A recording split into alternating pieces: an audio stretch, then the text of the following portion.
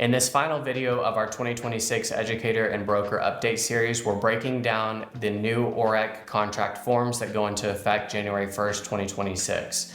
These updates reflect the work done by the Contract Forms Committee members, brokers, and the team at the Commission to take your feedback and suggestions and make every form clearer, more consistent, and easier for licensees and, of course, the public to understand. For 2026, the committee's focus was on clarity, consistency, and modernization. We updated language, cleaned up some formatting, and made sure that the forms are aligned with recent legislative changes and rule changes. All changes are detailed in the 2026 Contract Change Guide that's available for download at the orec.ok.gov website or in the email linked below. So let's start with the form most licensees use, which is the residential sale contract. Key updates include the accessory section. This clarifies that only attached and owned solar panels and generators are automatically included in the sale. For inspections and surveys, we reworded the land or boundary or survey provision to include the mortgage inspection report and retain the checkboxes to designate as a buyer or seller expense. On title evidence, we moved it to its own paragraph for easier reference and more relevant placement. Moving on to the residential property disclosure and disclaimer form. Updates here include separation of solar panels and generators. Now they are standalone questions for added clarity. And we added options for the sewer system question, so now sellers can designate the type of sewer system, whether it's an aerobic system, it's got lateral lines, or a lagoon. We reworded the flood zone question to provide space for necessary details like what type of flood zone the property is in, maybe a 100-year or 500-year zone, a floodway, or designate if it's outside the hazard area. We also added a new question on property or fixture warranties for sellers to disclose if they are aware of any warranties covering any of the property or its fixtures or improvements. On the disclaimer form, the definition of defect is now bolded to draw attention to how a defect is actually defined.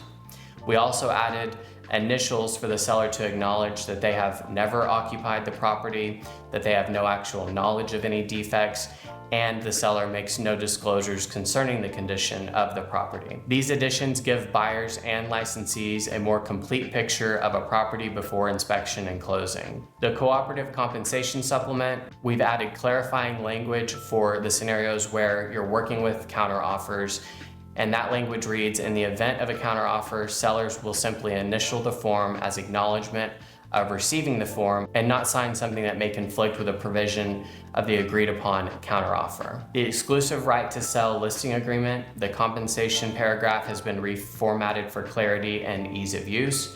Paragraph 3A outlines the total compensation to be paid in connection with the sale, and paragraph 3B outlines how the commission may be split if there is a cooperative agreement between brokerages.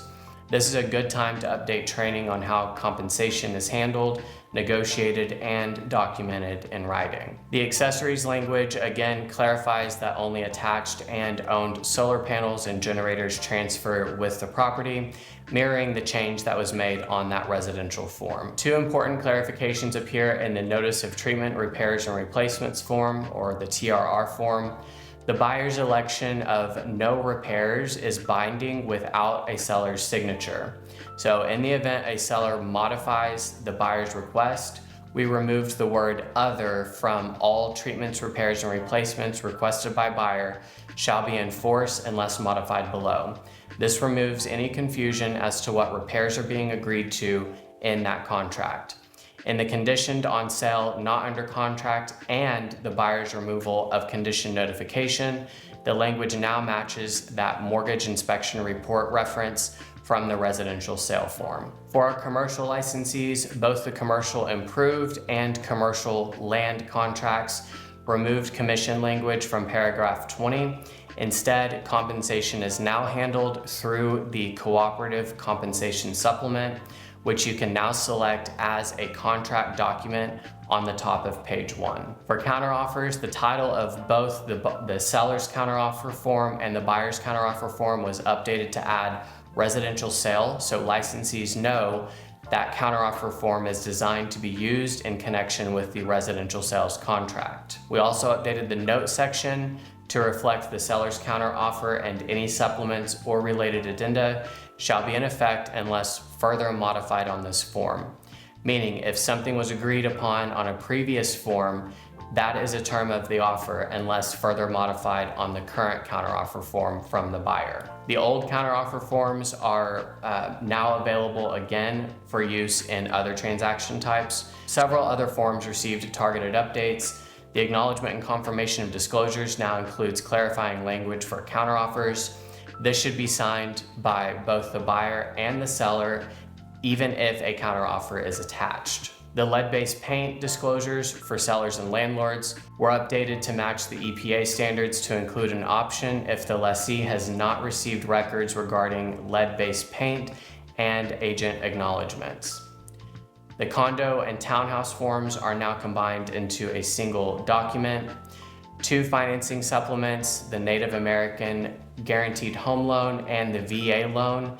The amendatory clause was reformatted to match other financing supplements, and we also added clarification regarding counteroffers. So these edits bring our forms in line with federal and lender requirements while streamlining paperwork for licensees. So for standard clauses and new forms, we have 2 new clauses that were added to the standard clauses form. We added special warranty deed language for when a seller agrees to sell and convey that deed type with terms and conditions outlined. And we also added the required wholesaling cancellation notice language, which came from Senate Bill 1075, ensuring that anyone wholesaling a property provides a clear notice of the buyer's right to cancel. 3 new forms were created. The wholesale notice of cancellation form was created for a homeowner to notify a wholesaler of cancellation, maybe due to failure of the wholesaler disclosing or during the homeowner's right to cancel period. The second form, OREC has now released a new form specifically for manufactured or mobile home transactions. This optional supplement makes it easier to document ownership and title transfer requirements for mobile and manufactured homes. Finally, as a result of Senate Bill 877, the Deed Theft Advisory Notice was created, which outlines the signs and risks of deed theft to buyers. OREC recommends having this document signed at the time of signing other contract documents instead of waiting till closing. Brokers should ensure that this is, again, in your transaction checklists and in your files. So how can you prepare? Educators, start integrating these updates into your contracts and forms curriculum now. Use that 2026 contract change guide as your outline for updating your material. And in your material, highlight the why behind each revision so licensees understand the intent, not just the wording, and how it can play out in various transactions. For brokers, we recommend to get with an approved OREC education provider and organize CE opportunities through the rest of the year and 2026. Make sure that your transaction coordinators replace all of the old versions of old forms by the end of the year. These contract revisions are the final piece of the 2026 update package, bringing our forms, rules, and laws into alignment to better serve Oklahomans. You can download the complete 2026 contract change guide and all of the supporting resources that I've mentioned at orec.ok.gov, or in the educator and broker update email, you'll find the links there. Thank you for watching this series and for your continued commitment to educating and leading the real estate industry in Oklahoma.